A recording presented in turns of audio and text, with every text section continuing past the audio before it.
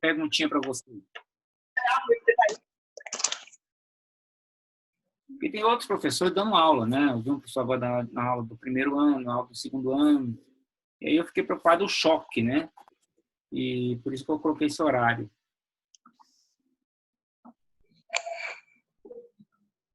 Porque, gente, agora já começamos o pessoal entrar. No decreto do prefeito de Goiânia, criou essa expectativa da volta às aulas no dia 1º de agosto, entendeu? Mas eu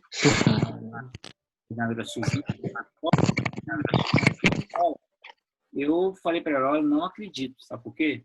Tem um estudo na Universidade Federal de Goiás, um estudo de matemática, gente, de estatística, que eles publicaram.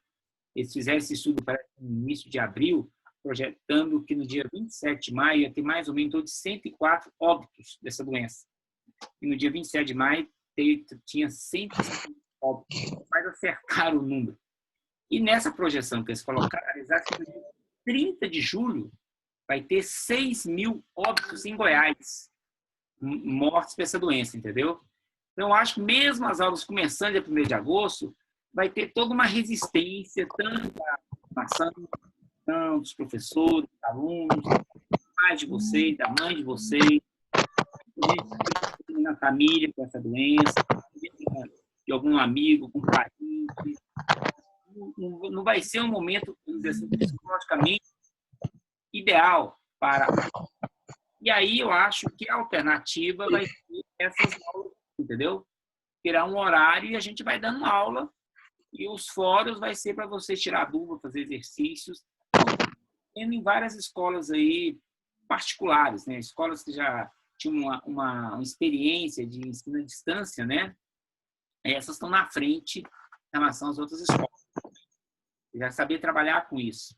Porque você vê os problemas técnicos que acontecem, uma série de situações que acontecem que a gente tem que melhorar para a gente dar essas aulas. Tudo bem? Gente, vamos lá. Vamos retomar? Todo mundo já entrou? Temos aqui quanto? 20, 29, tá? Bom, gente, e a atividade 3. Vários professores, né? A professora Stephanie, que é a professora de geografia de vocês, uma conversa uma vez, ela falou, professor, vai cair essa questão da cada matéria para trabalhar alguma coisa sobre esse assunto, né? Todas as matérias no entendimento dela, entendeu? E eu falei na época, gente, eu vou trabalhar com isso. Eu acho que é um tema sociológico, nem pensei no sentido de conteúdo. Então, tem a ver com a sociologia, porque mexe com as pessoas, mexe intersociais, mexe com as questões que estão acontecendo no mundo, interfere no nosso dia a dia. O que nós estamos vendo hoje, gente, só dar um exemplo para vocês. Meu pai está com 82 anos. Ele nunca viu na vida dele, esses 82 anos, o que está acontecendo agora. A minha geração, a geração de vocês, está vivendo uma coisa única, que o mundo ainda não, nós não tínhamos vivido ainda, entendeu? Essa coisa onde, literalmente, a economia parou. O mundo inteiro parou porque não tinha condições, organização, estrutura para enfrentar essa questão desse vírus, entendeu? E que vírus é esse, gente? É uma coisa que vem acontecendo já há algum tempo, principalmente naquela região ali do Sudeste Asiático. Aquilo que eu acho que numa sala eu falei isso nas minhas aulas presenciais, acho que eu só não dei aula para o terceiro L, antes da nossa paralisação.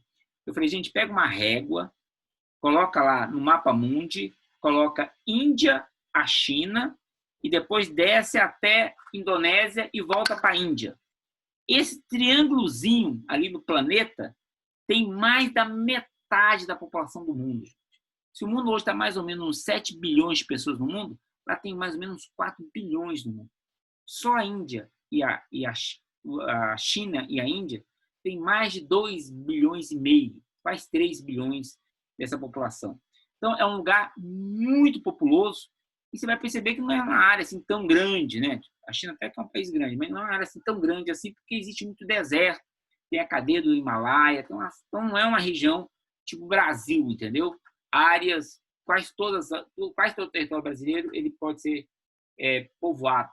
Não, lá tem boas partes do território não é povoado. Então, esse conjunto de pessoas vivendo junto, trocando mercadoria, trocando conhecimento, tendo relações com os animais, está gerando, então, essa onda de doenças, de novas doenças virais no mundo, entendeu? Por que a China se deu bem nessa questão do coronavírus? Só porque eles foram o primeiro? Não. Porque eles já viveram experiências de outras crises de vírus, de gripe, de outros coronas há uns anos atrás, que foi a SARS e a MERS. Uma aviária, né, que chama gripe aviária. Então, quer dizer, eles já viviam essa relação. Toda vez que eu olhava no Jornal Nacional, lá, no ano passado, eu via o pessoal lá no Oriente usando máscara. Eu achava estranho, na rua usando máscara, japoneses usando máscara, coreanos usando máscara, chineses usando máscara, porque eles já viveram esse problema epidemiológico lá. Eles já viveram uma epidemia muito parecida. E por isso eles tiveram que, aos poucos, ir mudando o costume. E eles, quando perceberam o problema, que era um novo vírus e não tinha ainda uma vacina, eles se mobilizaram de forma muito brusca, né? No sentido de combater a doença. Então, entende isso. Por quê? Porque eles já tinham uma experiência. Nós não tínhamos experiência. Nós estamos vivendo a nossa primeira experiência pandêmica, né? A palavra é essa, né? Da nossa pandemia. E isso vai mudar. Como é que vai resolver esse problema dessa doença? No dia que descobrir a vacina. No dia que descobrir a vacina, essa doença vai ser resolvida. Ela vai ter uma infecção alta, que é a chamada, né? Como é que chama lá? O exponencial, né? A tal da linha.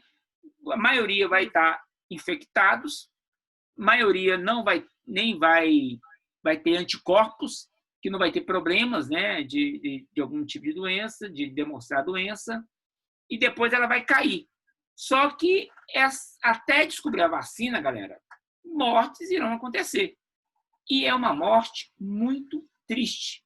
Não sei se vocês aqui, participando aqui da nossa live, conhecem alguém. O cara que começa a ter problemas com essa doença, ele começa a ter problemas respiratórios, entendeu?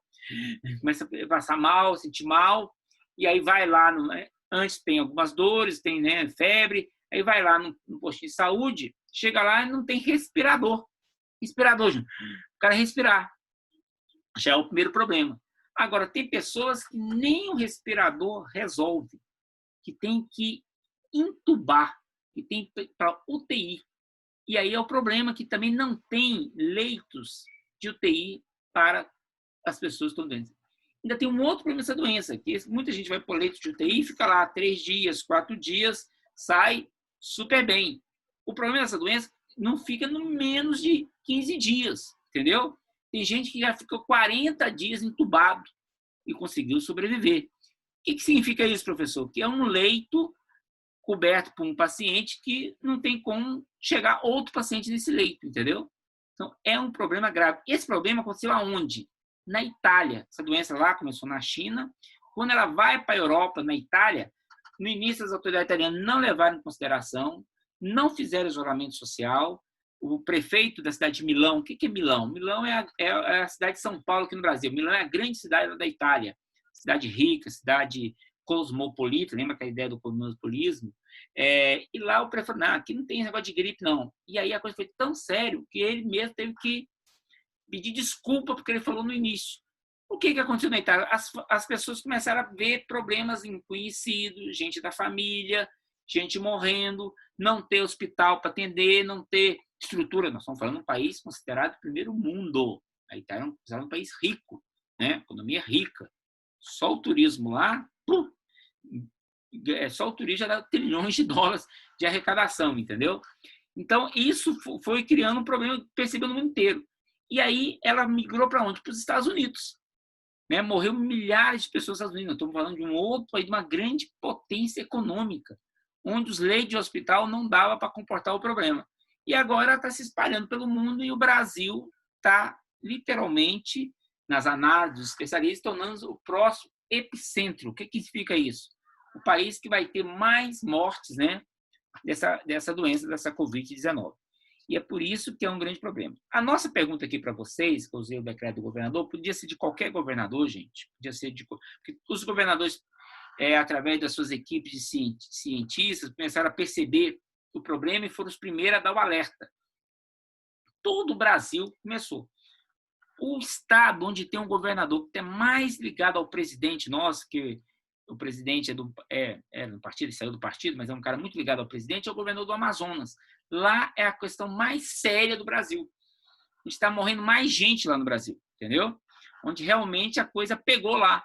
Então, quer dizer, é uma doença gravíssima que está acontecendo.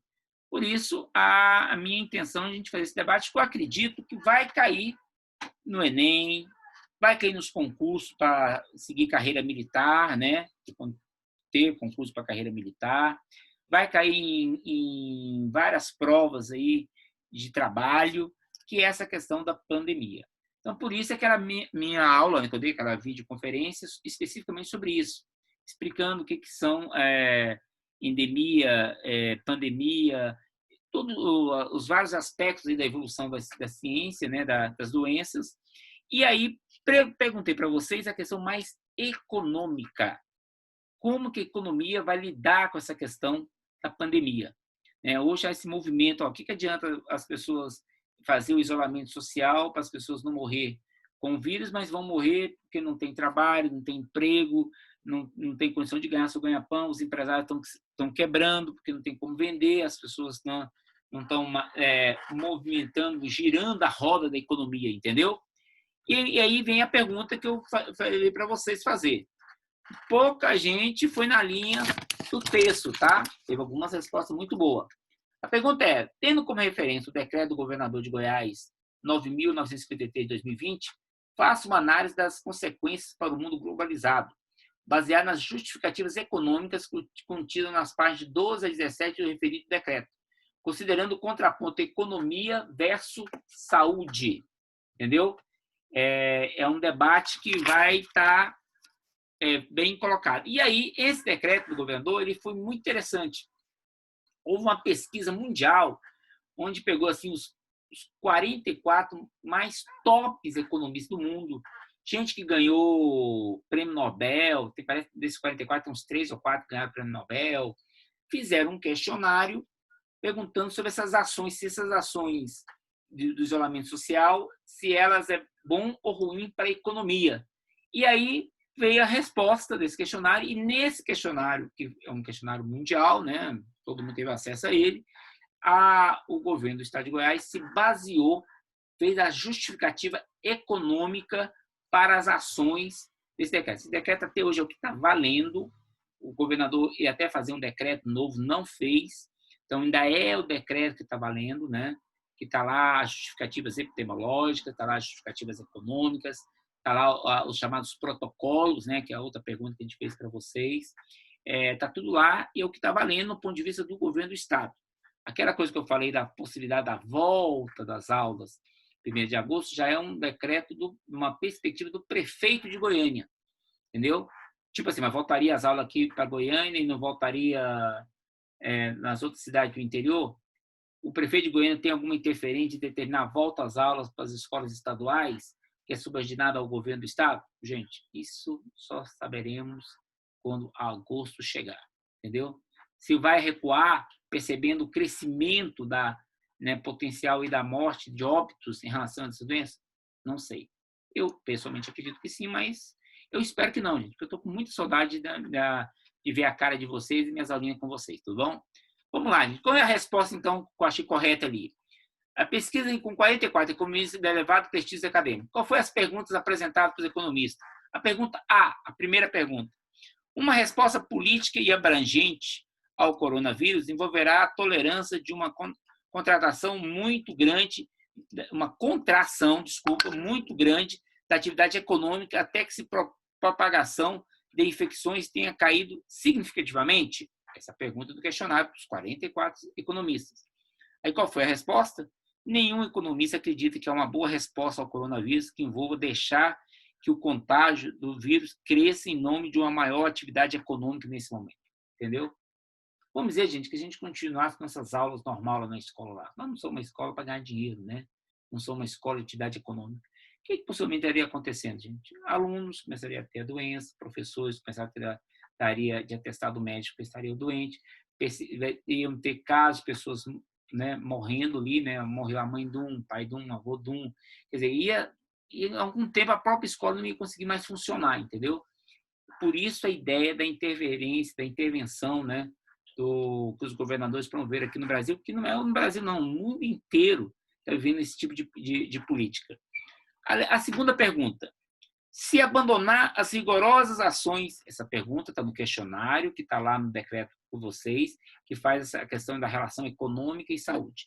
Se abandonar as rigorosas ações sanitárias em um momento em que a probabilidade de um ressurgimento de infecções permanecer alta, levará a um dano econômico total maior do que sustentar os bloqueios para eliminar o risco de ressurgimento, essa polêmica econômica e da saúde. O que a maioria todos os economistas falaram? Novamente, nenhum entrevistado discordou das ações. Eles percebem o problema da doença na economia, entendeu? O próprio Bill Gates, gente, o cara mais rico do mundo, dono lá da Microsoft, deu uma declaração sobre isso. Né? Vamos resolver esse problema. Esse problema afeta o mundo inteiro. Ele é muito mais danoso à economia se deixar essa coisa todo mundo pegar do que não ter um processo de uma política, né, de isolamento, de restrição.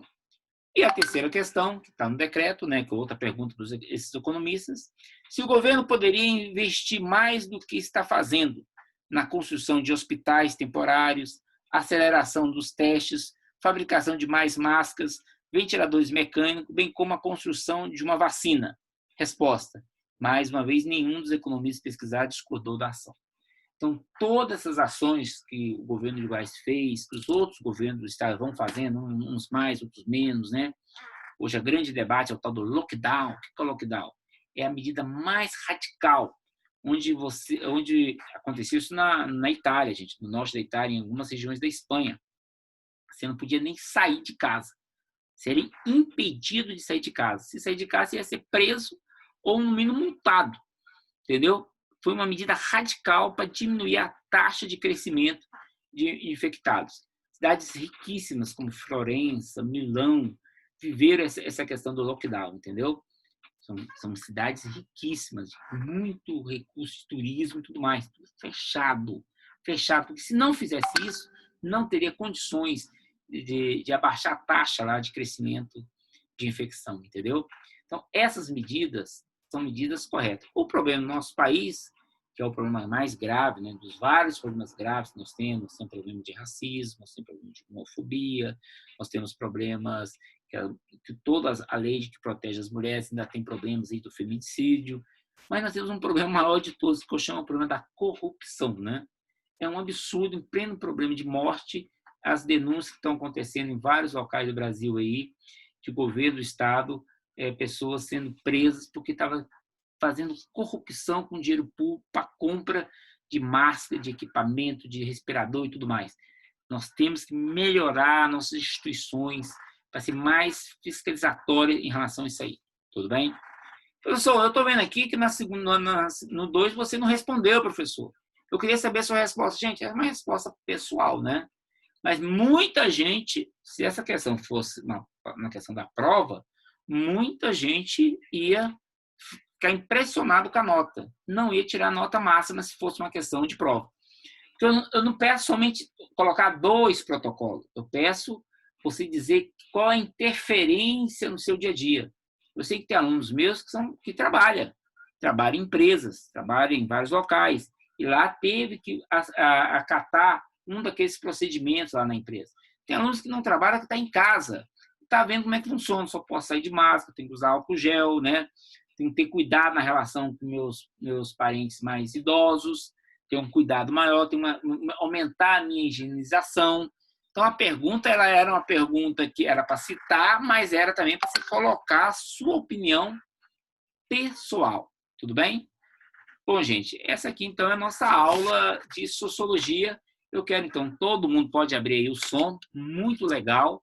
E quem quiser fazer alguma pergunta ou quer fazer alguma análise sobre o que está vivendo, o momento, é agora. É a hora da gente trocar nossas ideias. Quem quer falar? Vamos lá? Vamos lá. Pode abrir o som. Então, fala assim, eu sou a pessoa tal da turma tal. Só quero saber o nome da pessoa e a turma. Mas pode falar. Vamos lá, gente.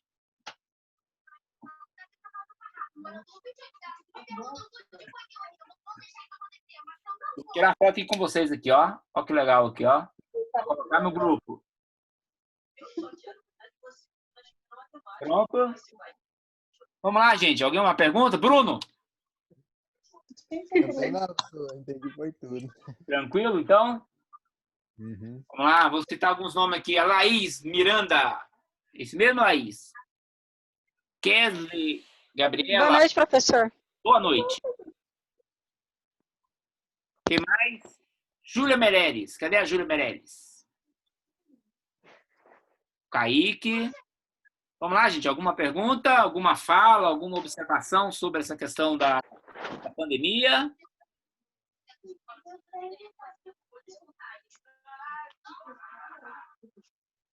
Tudo bem, gente?